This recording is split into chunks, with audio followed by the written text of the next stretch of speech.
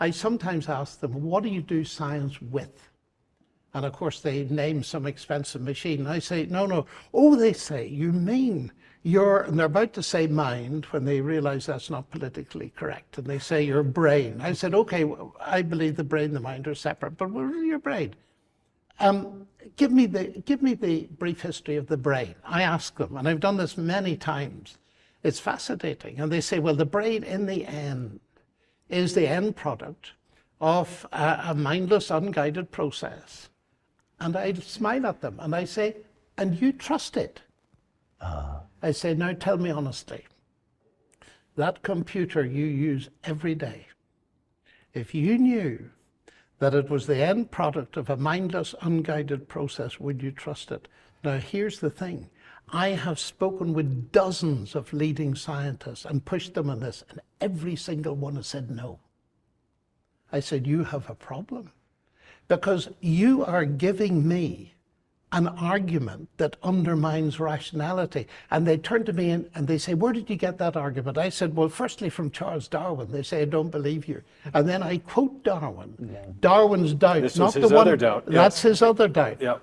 Darwin's doubt about the reliability of human rationality. Yep. Now, this, to my mind, goes to the heart of the implication of the whole business. And it's why I believe that there is an intelligence behind the universe. I'm a mathematician. All mathematicians and scientists are people of faith, not necessarily in God, but they believe in the rational intelligibility of the universe. And now, the reliability of the mind to perceive. Yes, exactly. Yeah. And therefore, what do they base that on? If you base that on a mindless, unguided evolutionary process, you're destroying rationality. C.S. Lewis saw that in the 1940s. He said, any theory that undermines rationality cannot be true because you're using your rationality to get to it.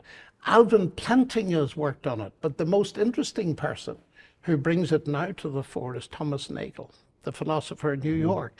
And he says there's something wrong here, because if you follow evolutionary naturalism, it undermines the very rationality you need to believe, not only in evolutionary naturalism, but in any theory at all.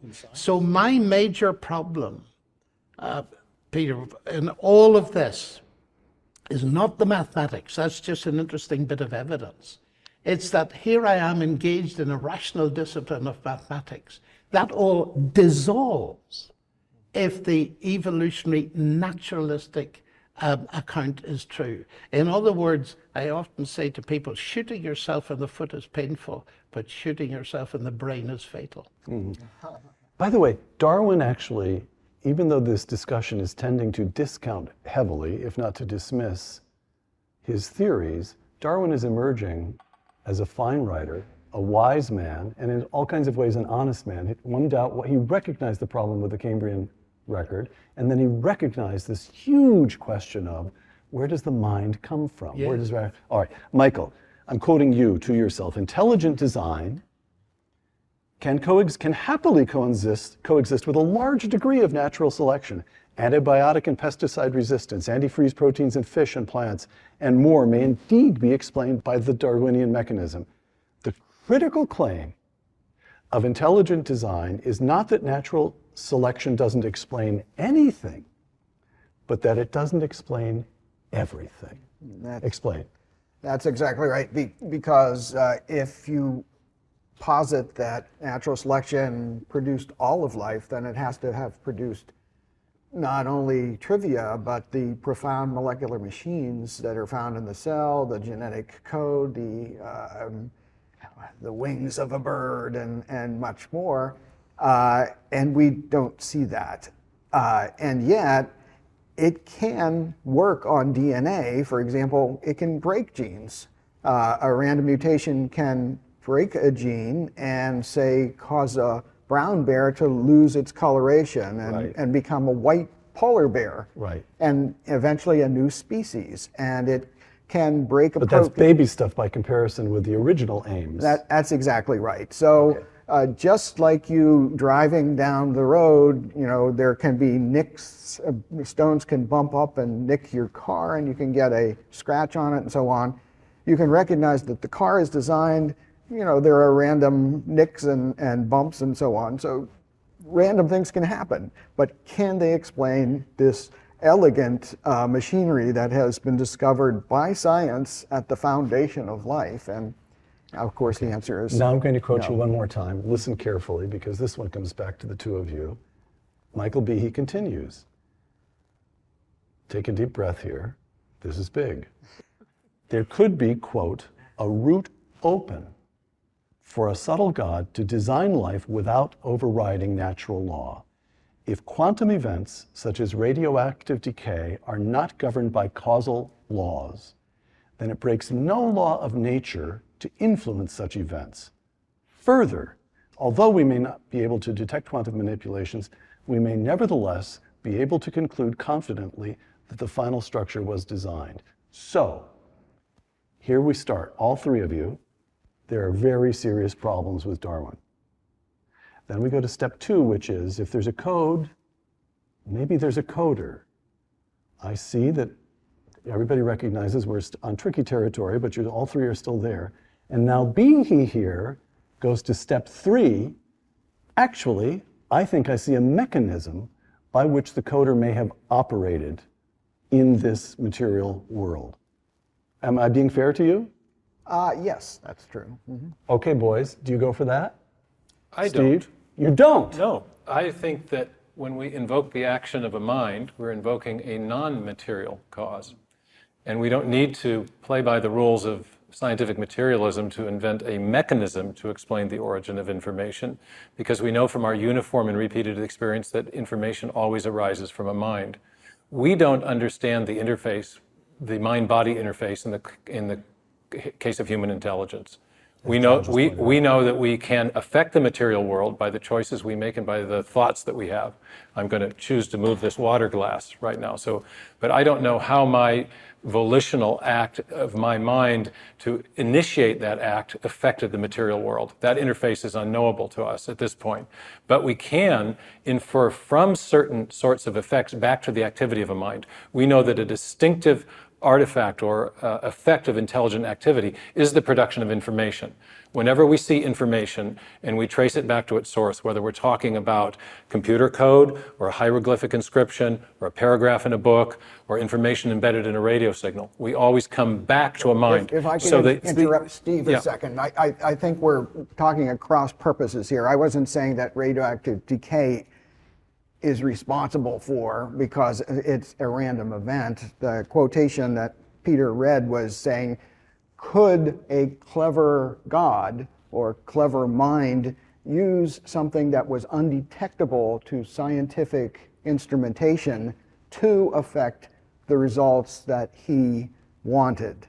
So it's not a mechanism, it's a tool rather, and it's a tool wielded by a mind. I'm not so much disagreeing with Mike Behe. I mean, disagreeing with the requirement that many of our evolutionary colleagues want to place on the theory of intelligent design, that it formulate its alternative explanation as a mechanistic cause. We're proposing a different kind of cause, a mental cause, which is something we recognize from our ordinary experience, but somehow when we get into the science lab, we want to say, well, everything has to be explained materialistically, even information, which we know doesn't come about by undirected material processes. I'm going to go to John Lennox as the referee here. Isn't it in the nature of science, even among, perhaps even especially among believers? Newton was I think it's fair to say he was a Christian. He was certainly he was a Christian, of course. All the pioneers of mathematics were believers in God. And Newton understands himself to be exploring the mind of God. Yes, that's and at right. some basic level, Newton, faithful Christian, is saying, how did he do it? Yeah. How did he do this? How did he do that? He's not saying, well, it's the mind of God, therefore no more questions to follow. He's in search of specific mechanisms, and that's a good and noble thing which endows us with 9/10 of what we know about physics in some basic way, right? So here's the question that presents itself to me, layman that I hear stand in for baffled people the world over. Science, the question in science, how does it happen? Charles Darwin says, here's how it happened. Okay, and if you guys want to say, well, Charles Darwin was wrong, then I say, okay, if it didn't happen that way, how did it happen? And the answer can't just be God. or it can't just be designer. There's some sort of human impulse in us to say, well, how? What's the mechanism? And that's a fair question, and Behe's taking a shot at it. And Stephen's trying to say no. No, Go ahead. I'll come Go back ahead. at you in a Go minute. ahead. Yeah, When Newton discovered his law of gravitation, he didn't say, now I've got a scientific explanation, I don't need God. What he did was to write Principia Mathematica, most famous book in the history of science, and expressed in it the hope that his research would lead thinking people to believe in God.